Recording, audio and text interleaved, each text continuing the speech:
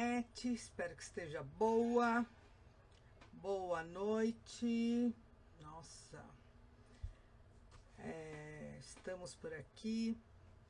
Vamos começar mais uma live falando dos nossos temas comuns, corriqueiros, compartilhando ideias, informações, conhecimentos. Chegou minha amiga Sabrina. Pede autorização. Eu te convido, Sabrina. Vamos lá. Achei. Muito bem. Chegando. Estamos só aguardando a doutora Sabrina. Boa noite! Olá! Tudo bem, doutora Nancy? Tudo bom, tudo bom. Pode deixar o doutora para lá, amiga. O pessoal sabe que eu sou informal mesmo. Então isso é muito bom, né? É verdade, né? Que assim a gente fica até mais leve, mais descontraído, né? Eu acho que é bem legal isso. Afinal de contas, nós estamos num ambiente informal, né? É verdade, e aí, Nancy. É o que eu falo para todo mundo, todo início de live, que eu sei que você já assistiu minhas lives, né?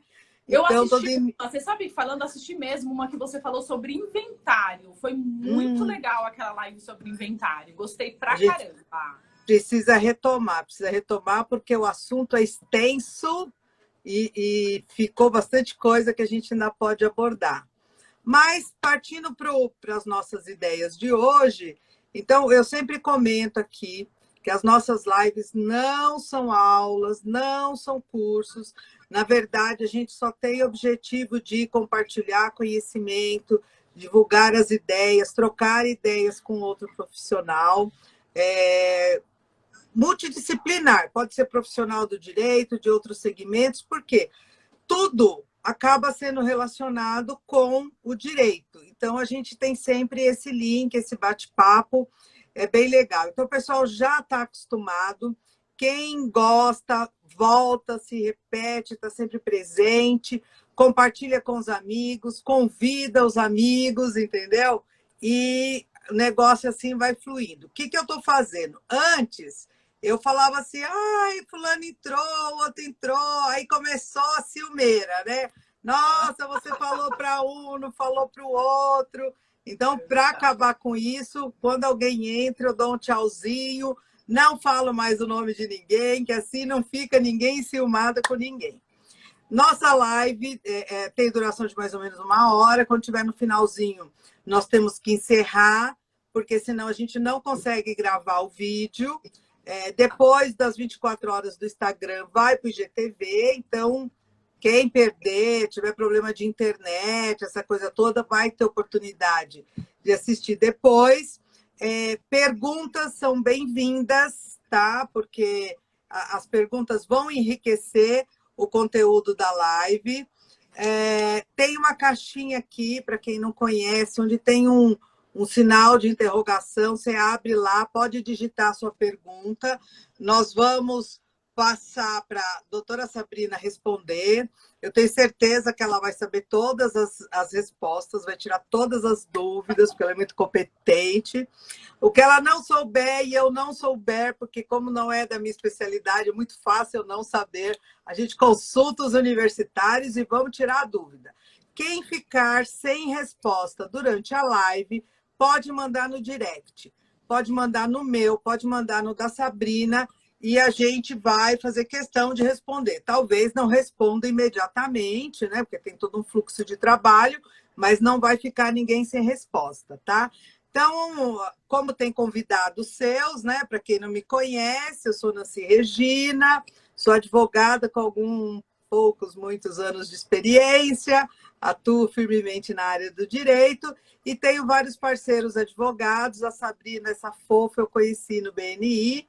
Ela atua lá como advogada trabalhista, e a gente conversando esses dias sobre as questões interdisciplinares, ela fez uma abordagem de empregada doméstica. Eu falei, poxa, boa ideia, vamos falar sobre isso, que eu acho que o pessoal vai gostar.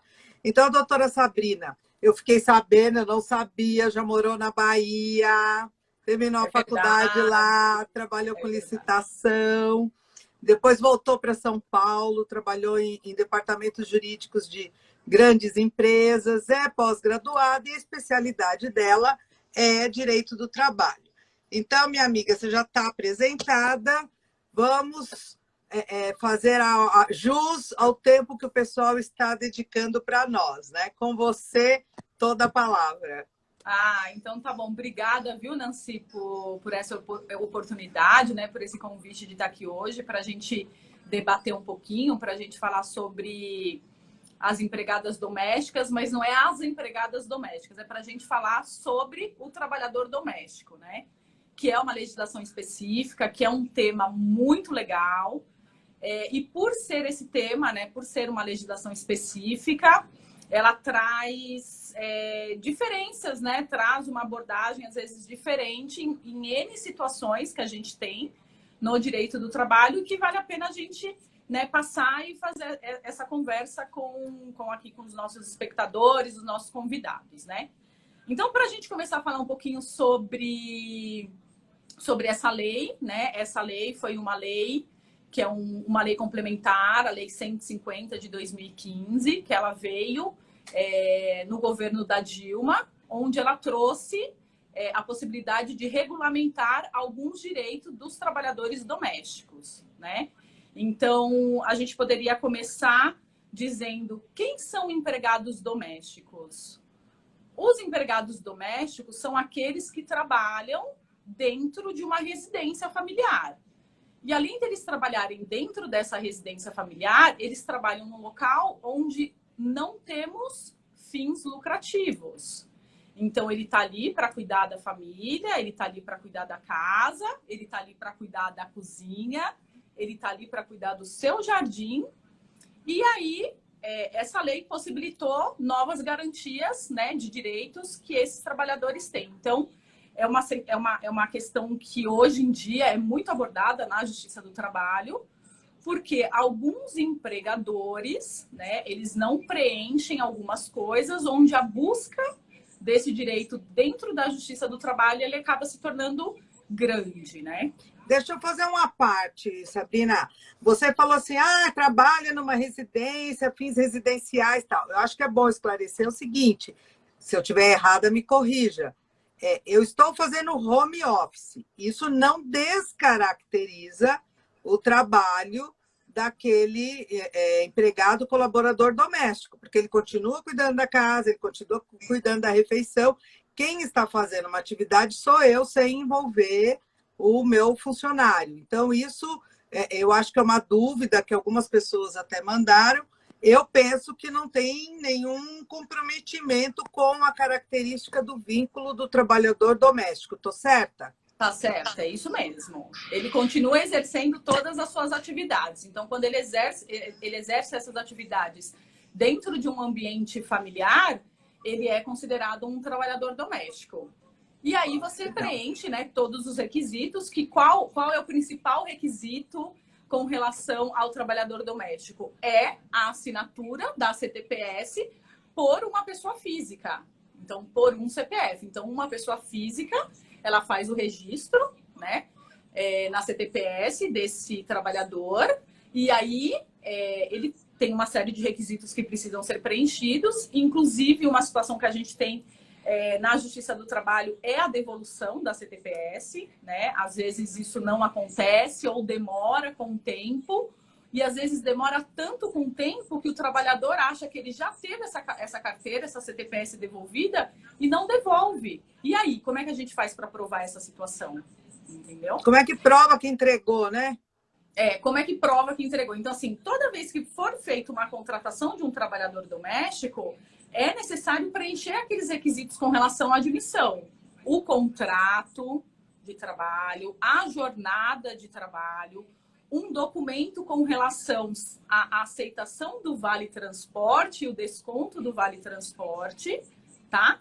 E um documento que o próprio empregador vai fazer dizendo que ele está devolvendo a CTPS. Por quê? Porque ele vai ter lá uma pastinha, né? Que ele vai ter todos esses documentos guardando os documentos do contrato de trabalho do trabalhador doméstico. Aí você viu que a nossa amiga Carolina Saltchuk já pôs um temperinho aqui pra gente. Aparece aí para Eu você não a vi, mas eu pergunta vi aqui dela? que legal. Olha aqui o Dedé tá aqui participando. Vi o É, Calil, vi a olha que a Luciana. o que a Carol pergunta aqui, Sabrina. No caso de falecimento do empregador, qual a melhor coisa a se fazer? Baixar o registro ou pode passar para um novo empregador membro da família? Então, eu registrei minha funcionária. Morri! Não, vou matar meu marido, vai. Meu marido registrou a funcionária. Morreu. E aí? Eu dou baixa na carteira dele e registro no meu nome? Ou eu entro no lugar dele? Como é que é isso? Não, a rescisão ela tem que acontecer no CPF onde houve a contratação. Então, se houve o falecimento daquela pessoa que fez a contratação, você vai rescindir o contrato dela, e aí, com a rescisão do contrato, você vai abrir um novo contrato de trabalho no e-social, onde você vai fazer esse novo cadastro com uma nova data de admissão, para que ela tenha até uma questão até de poder levantar aquilo que ela teria de direito, né? Que é a questão com relação ao fundo de garantia, aquela indenização substitutiva que corresponde à multa dos 40%, que também já é depositado naquela DAI, que é feita especificamente para o trabalhador doméstico. Então, você falou no começo daquela nossa live de inventário. Então, agora deixa eu mixar aí, ó, direito de família com isso. Todavia, contudo, entretanto, abrindo o inventário, o inventariante ainda assume essa administração por um certo período até chegar no final e na baixa, né? Então, mas olha que legal, tem uma pessoa ali que falou que daria para a gente fazer essa transferência no e-social. Essa pessoa é minha irmãzinha, a doutora Janine. Que legal. Todo mundo colaborando, olha que legal. Para falar com relação a essa questão do e-social, eu entendo que o contrato ele é cessado. Então, o contrato de trabalho na CTPS ele é cessado.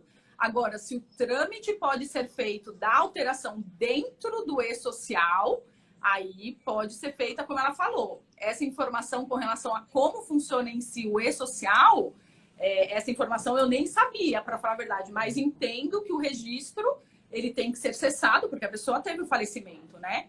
E aí abordado e passado um novo contrato de trabalho para esse novo CPF. Esse negócio de e-social veio melhorando, eles incluíram muitas coisas novas, né? Então, a gente está aprendendo todo dia com tudo isso, né? Vamos testar, vamos testar. A hora que morrer alguém, a gente faz esse teste, né, Sabrina? Mas voltando lá, você estava falando, ia falar o quê? Das modalidades de contrato de trabalho, é isso? Quando a gente fala com relação à modalidade, a gente fala que a gente tem aquela possibilidade com relação ao contrato de experiência, né? O que a lei determina, que você tem um contrato de 45 dias, podendo ser prorrogado por mais 45, e aí ele se torna um contrato por prazo indeterminado, e você também tem o contrato por prazo determinado. Uma outra questão dentro do trabalhador doméstico, o pessoal fala muito, é com relação ao contrato temporário.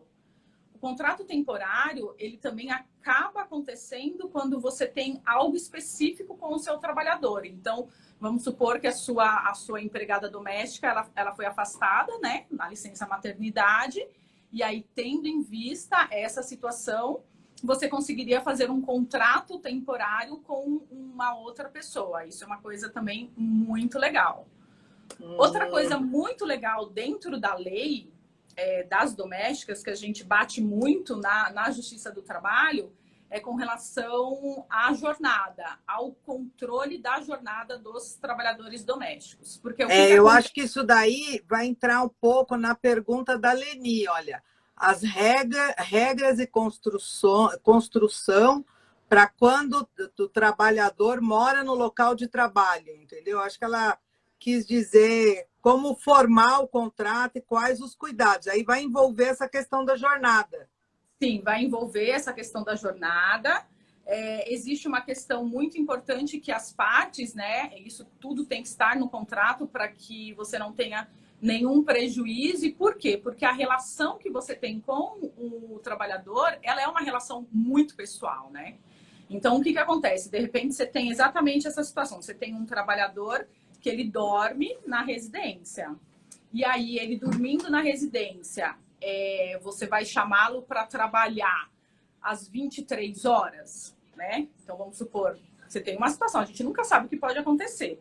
Então, você constrói uma situação com relação a essa situação do contrato. Então, você precisa ter todas essas informações dentro do contrato de trabalho. A questão com relação ao controle da frequência, a jornada em si, é algo muito importante. Por quê? Porque, novamente, você tem uma relação pessoal com esse empregado e os empregadores, eles não fazem o controle através, seja ele manual, seja ele eletrônico, seja ele através de um livro, né, um caderno.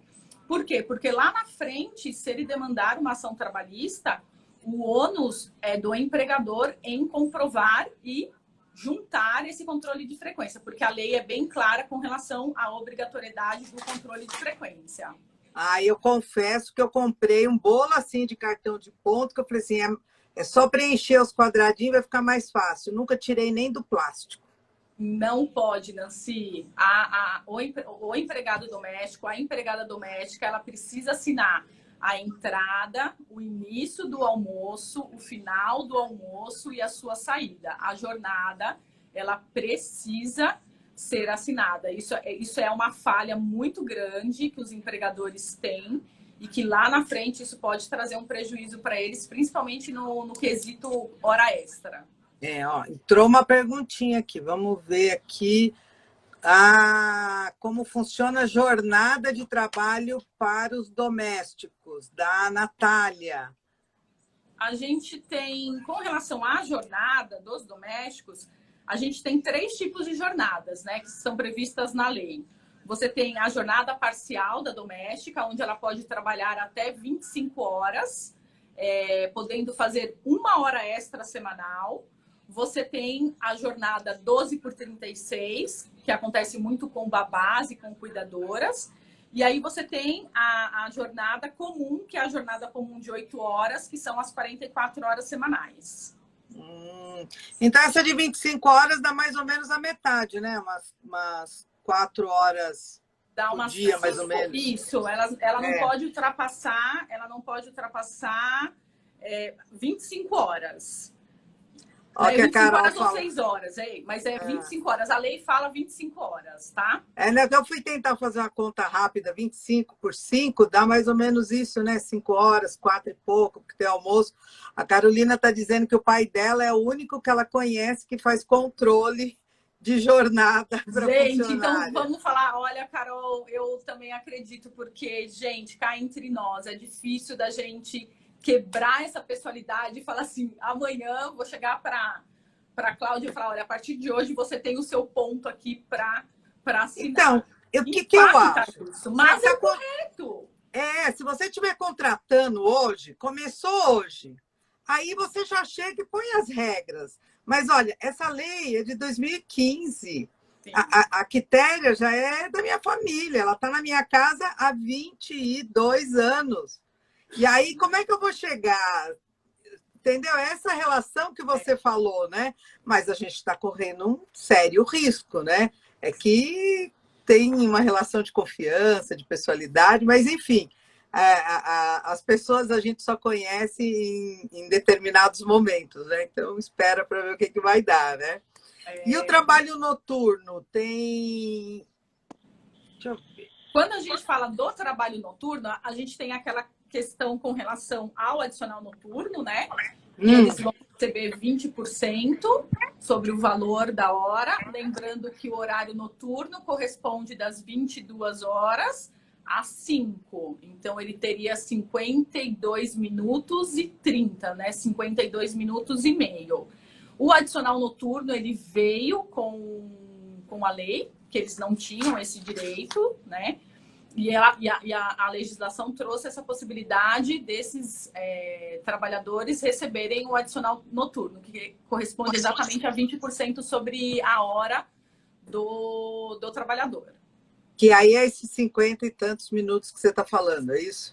Exatamente. Porque aí você vai fazer... Eu tinha até feito um cálculo, que eu falei assim, deixa eu ver se de repente alguém for questionar essa questão com relação ao cálculo do adicional noturno. Então, vamos fazer o cálculo do adicional noturno pensando no salário mínimo. Então, você vai pegar o salário, 1.045, você vai dividir por 220, que são as 44 horas semanais, 220.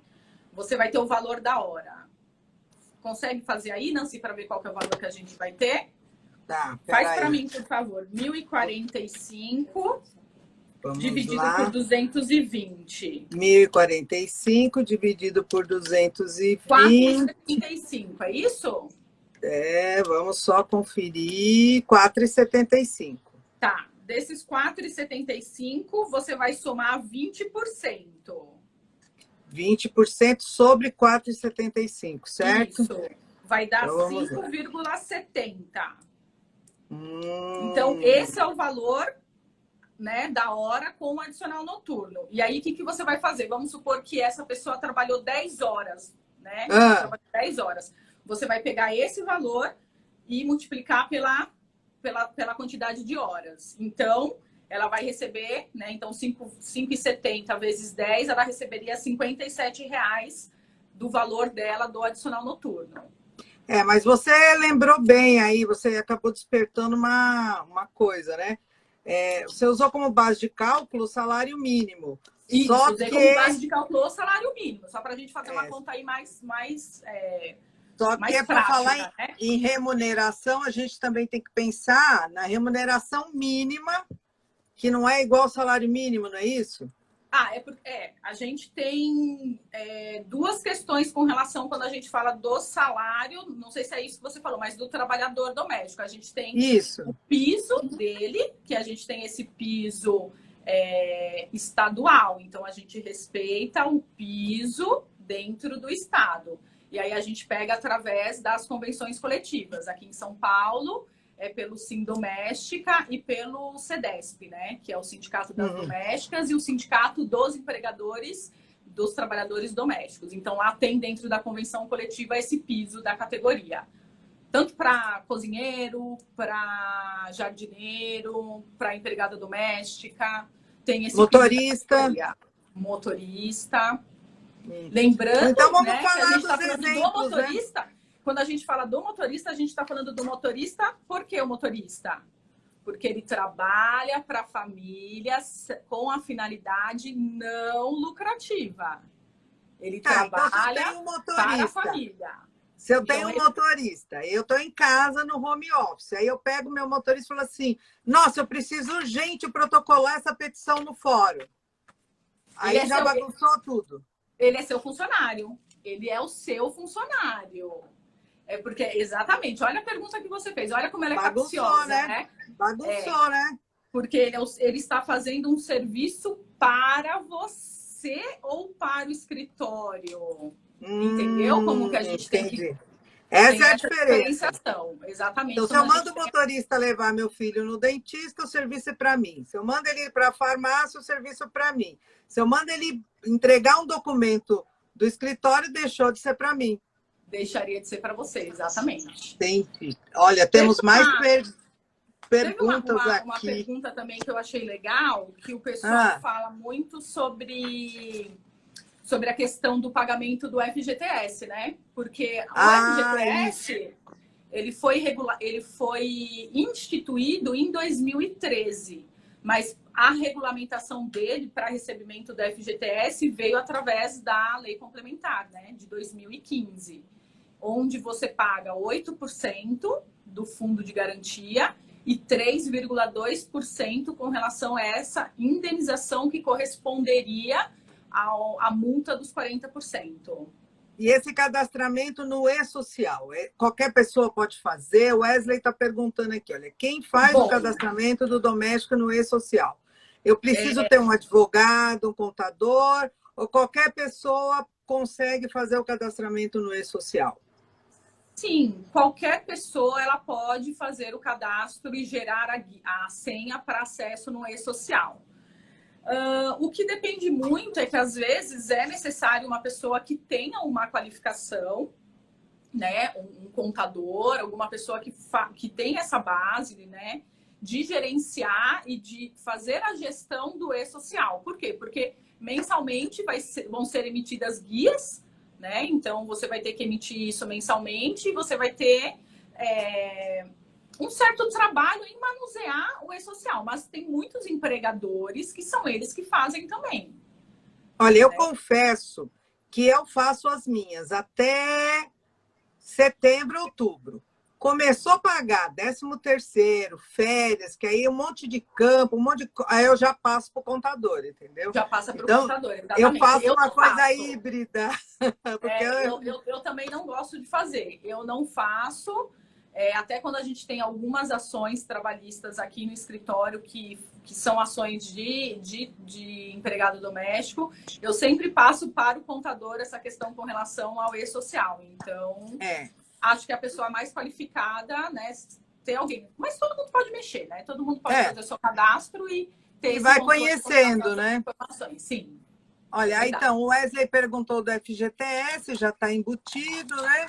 Aí tem uma outra pergunta, a Carolina, olha só, Carolina está pondo todo mundo contra a parede. Porventura, doméstica pode pedir adicional de salubridade? Já viram algum caso assim? Não pode pedir. Não pode. Então, é engraçado, né? A gente até eu poderia falar para você que depende, mas trabalhador doméstico não tem direito adicional de insalubridade e periculosidade. Sério?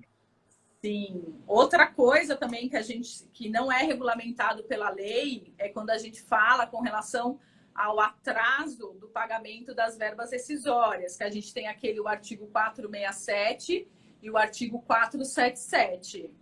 Esses artigos da CLT também não se aplicam à categoria dos trabalhadores domésticos. Agora, é complicado, essa parte é difícil, eu não entendo muito bem, mas enfim. O Wesley perguntou aqui, voltando para a questão de hora extra, se caseiro pode fazer hora extra. E aí eu vou botar um pitacozinho. Então, vamos supor que eu tenho lá um sítio, alguma coisa, eu tenho um caseiro lá. O controle de horário dele é ele que vai fazer, eu não vou estar lá nem para fiscalizar, porque muitas vezes é para veraneio. Aí o Wesley vai e pergunta, dá para fazer, caseiro pode fazer hora extra? Então, olha só, a gente tem uma discussão jurisprudencial com relação a essa situação do caseiro, né? Por quê? Porque o caseiro, ele entra na exceção do artigo 62, inciso 1, que fala que você não tem o controle gerencial sobre o que o caseiro está fazendo. E por isso, ele não receberia horas extras. Entendi. Tudo na Justiça do Trabalho é uma questão de prova, né? Então, é muito complicado isso, mas existe inclusive, a própria Associação dos Advogados Trabalhistas, eles defendem essa questão com relação às horas extras para o caseiro, entrando na exceção do artigo 62. Né, acho até que faz sentido. Com relação ao controle dessa jornada. Eu acho que não aquela conversa que todo dia fez 1 hora, 2 horas, não. Mas eu acho que uma excepcionalidade até cabe. Estourou um cano, um animal está doente, uma cerca que quebrou, alguma coisa que aconteceu fora do expediente dele, acho que até faz sentido. Mas não aquela hora essa que a gente está acostumado a ver o cara falar que todo dia fazia 2, 3, 5, 10, nem dorme, né? De tanta hora extra.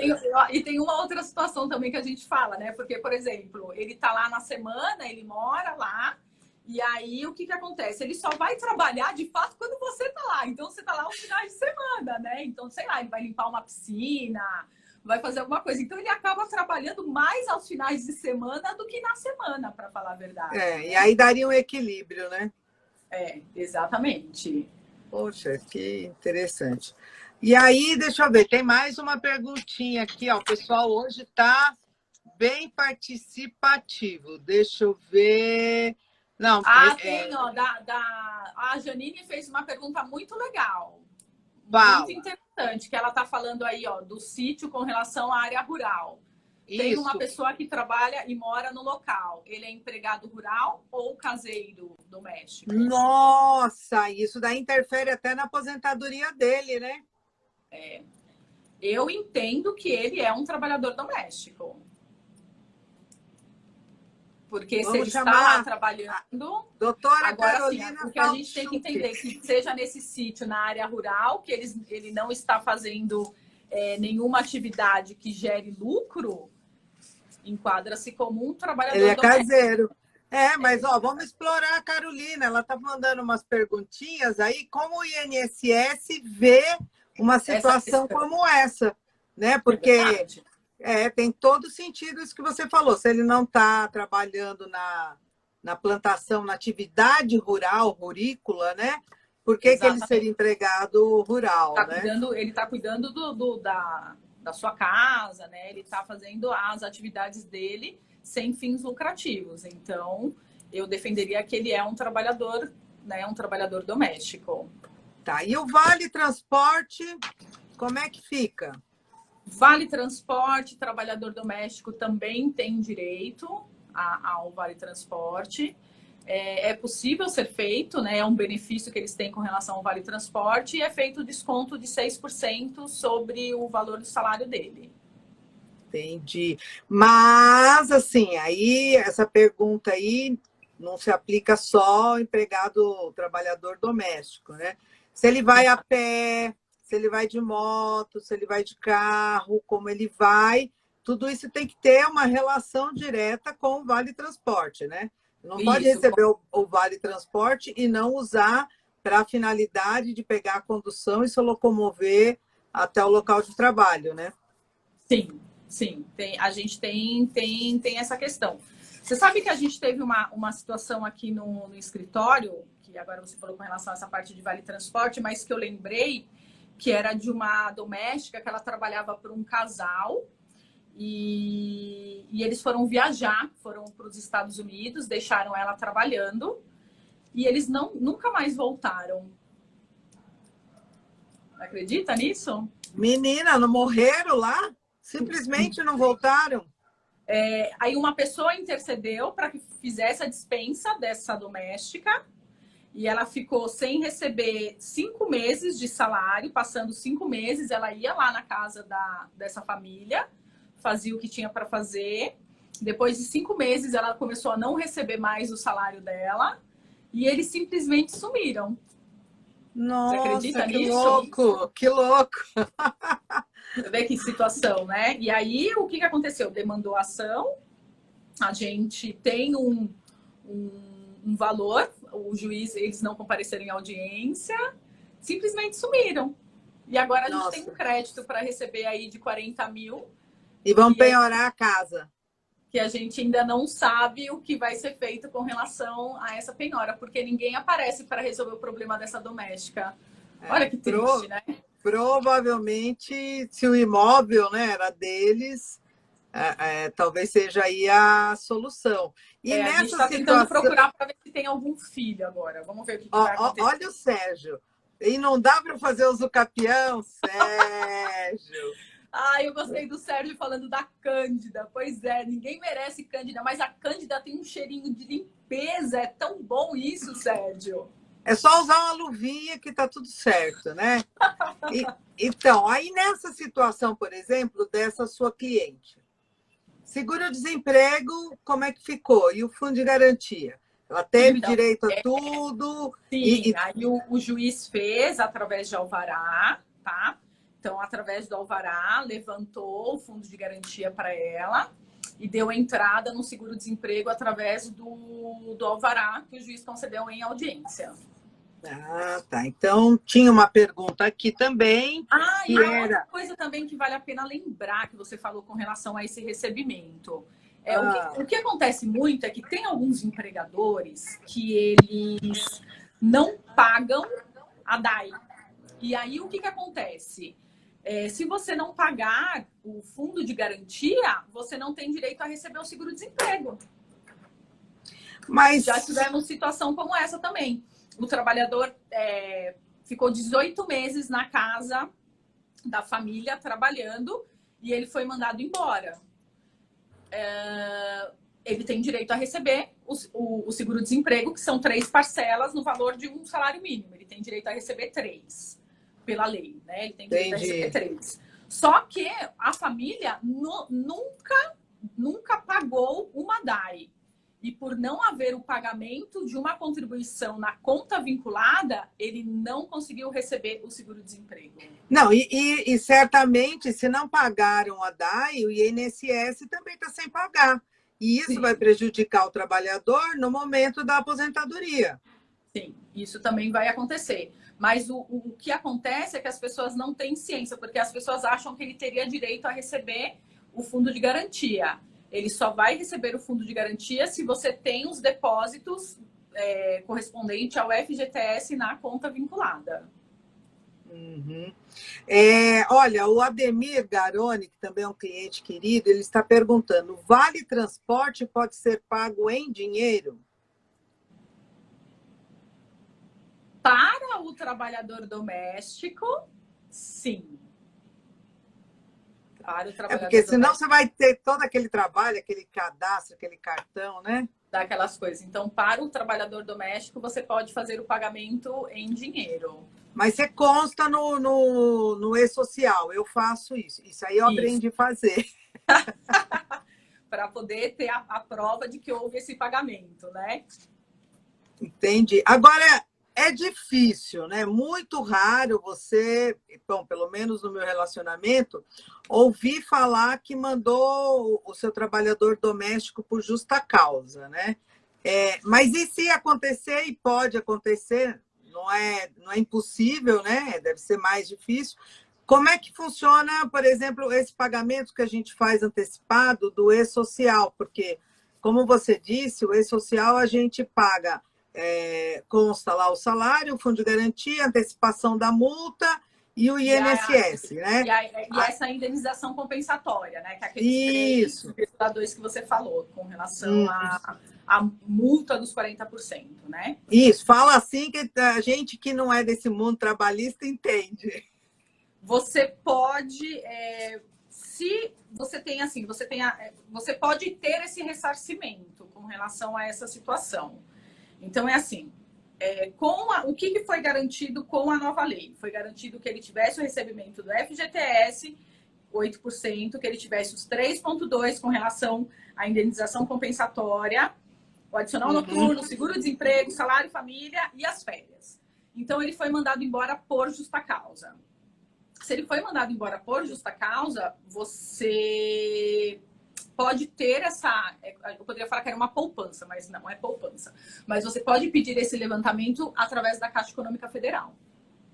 Porque, na verdade, você fez uma reserva de dinheiro, né? Isso, desse pagamento específico para o trabalhador. Então, você até para facilitar na situação da demissão, né? Essa questão toda.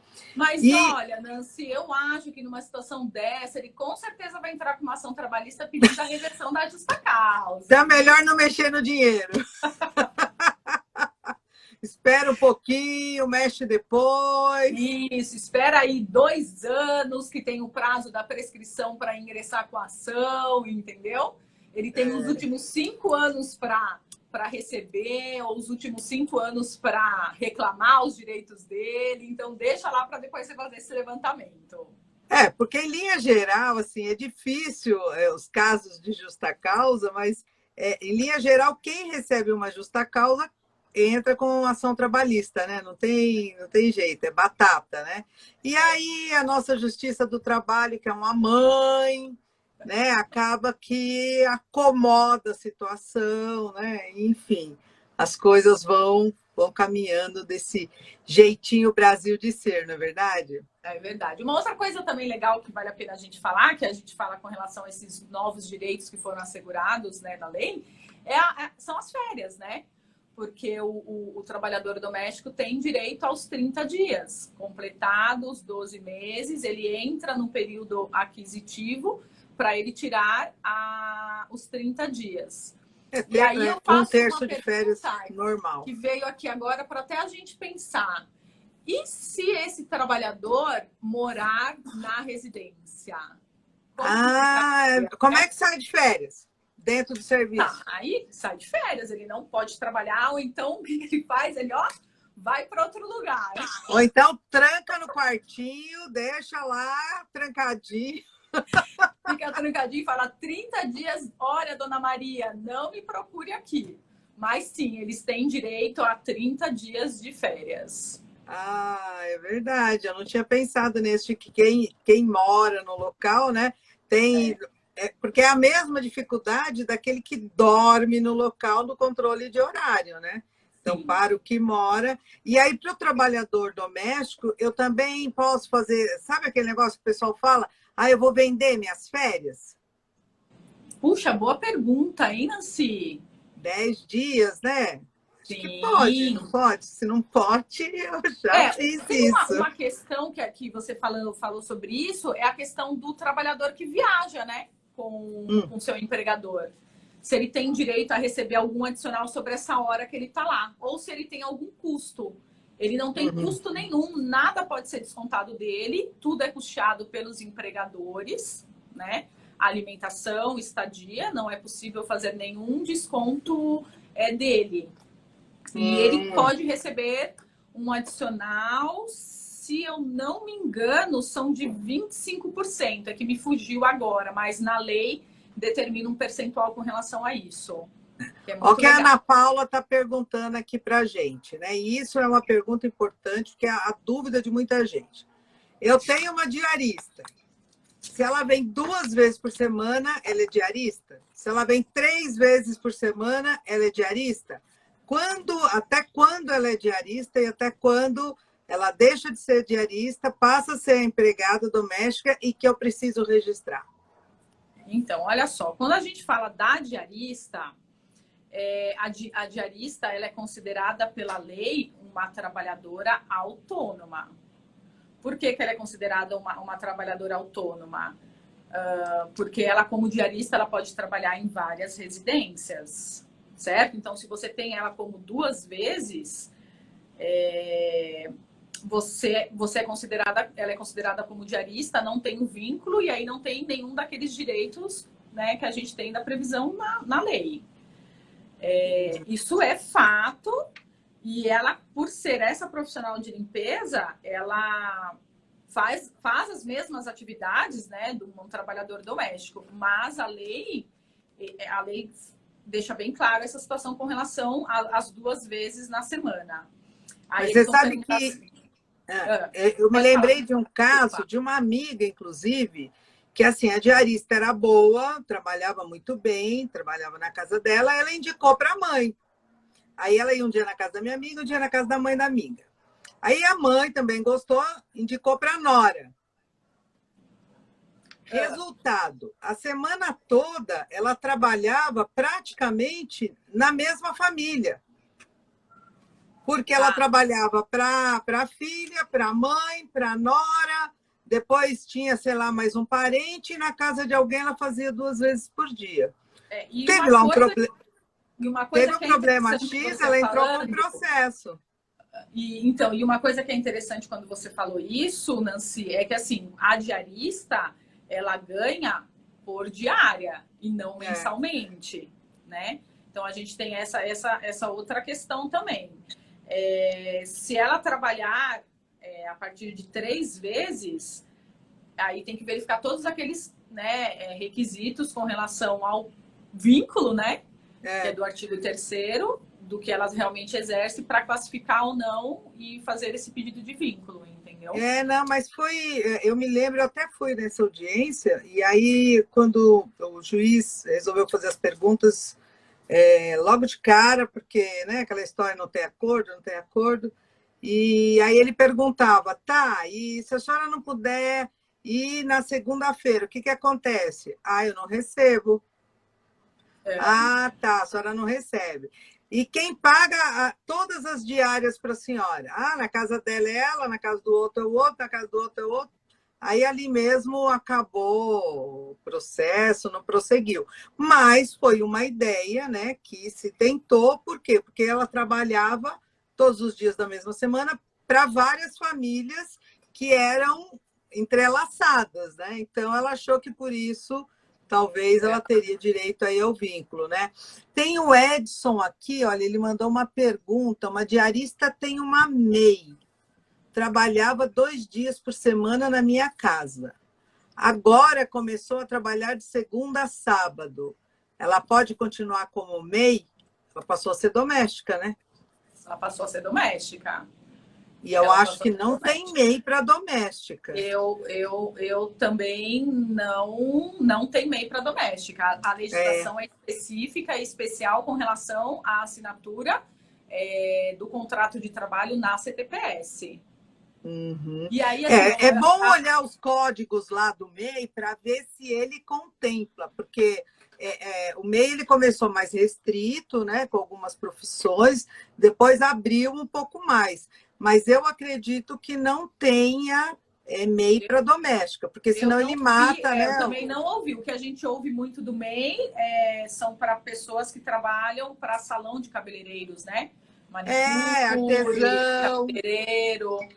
Agora, para trabalhador doméstico, por ter essa legislação específica, né, uma legislação especial que atenda ao trabalhador doméstico, não se enquadra o MEI, porque até a gente falando de direitos, né, no MEI não vai ter direito a férias, então, de garantia, acaba sendo prejudicada. Então, é uma questão Agora, assim, eu gostei dessa pergunta da Tati, que ela está falando, ó, a empregada doméstica não quer ser registrada. Isso é normal. Porque está em processo de aposentadoria. E o advogado falou para ela não trabalhar registrada. Meu Deus, Quanta besteira! Qual que era o final da... O que podemos fazer nesse sentido? Porque, vamos no achismo. Por que ela não pode trabalhar registrada? Eu acho que ou é porque ela está tentando uma aposentadoria por invalidez, ou ela está tentando um LOAS, que é o benefício assistencial. E é completamente diferente, né? Olha que situação e que cenário, né? Porque nada impede de ter um registro na CTPS. Exatamente isso que você falou. Se for uma questão de aposentadoria por invalidez ou ela não podia estar trabalhando. Ela não poderia, e isso realmente vai prejudicar. Olha o contexto com relação a essa interpretação, né? Só que se a aposentadoria, Tati, se a aposentadoria dela não sair, ela não estiver registrada, a amiga se prepara que a próxima ela vai tirar a mira do governo e vai botar a mira em você.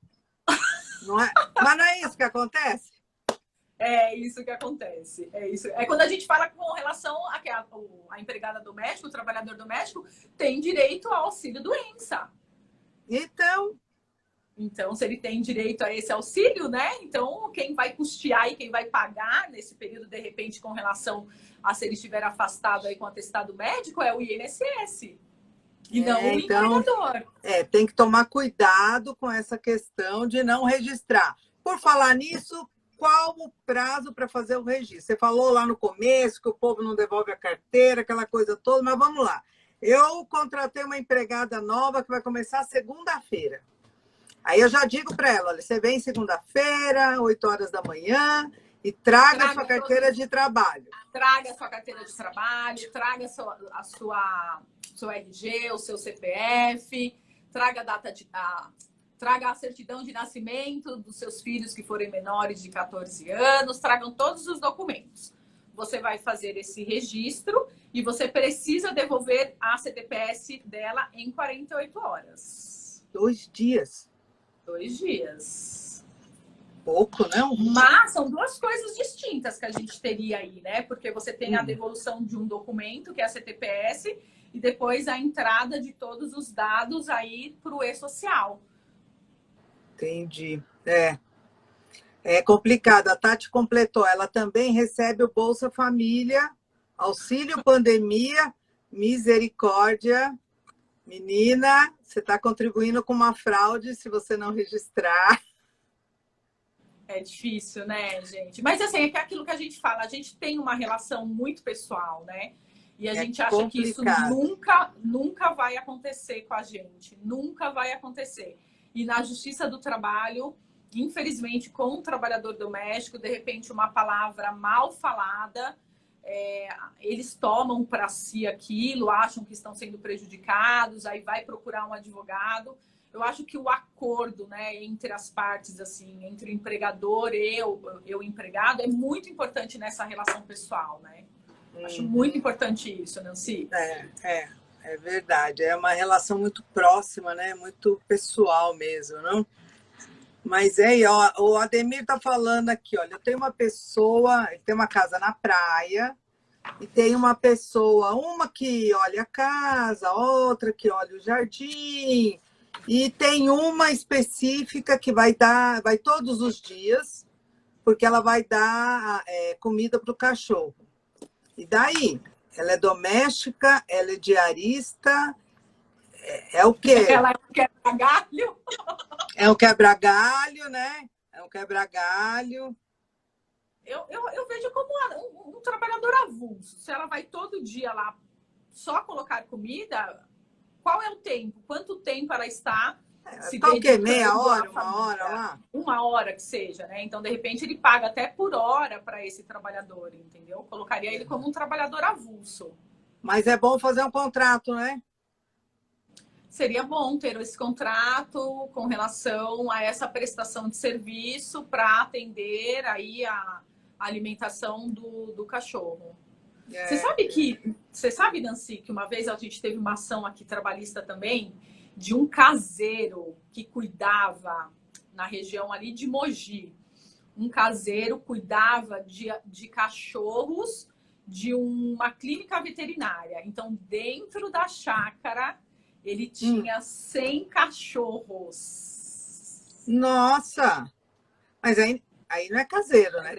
Pelo que você me ensinou no começo. Exatamente. E aí, por que ele foi enquadrado como trabalhador doméstico? Porque ele estava fazendo a atividade, eles falando que era sem fins lucrativos, porque não era para uma clínica, era para uma ONG. Ah, de adoção. Olha como exatamente, de adoção. Gente. Olha como desclassificou. Eu lembro que na época ele pediu o sítio dessa moça como pagamento. Ele pediu 150 mil na ação. Misericórdia. Mas a gente tem esses casos, assim, é bem legal quando a gente traz algumas situações práticas, né, com relação ao que acontece mesmo no dia a dia. O que você tem de pitoresco nessa área, envolvendo o trabalhador doméstico? Eu acho que o mais pitoresco e triste é quando você tem um funcionário que está com você há 20 anos, assim, sabe? Você tem essa relação com ele e você sabe que a partir de 2015 você é obrigado a pagar algo para ele e você não faz o recolhimento da DAI. Eu acho isso muito triste. Ele trabalha com você 2015, 16, 17, 18, 19, 20. E aí ele vai tirar um extrato do FGTS e sabe que nunca foi pago. Isso é muito complicado. Isso acontece muito. Eu vejo bastante. Agora com a E-Social, acho que nunca mais eu peguei nenhum.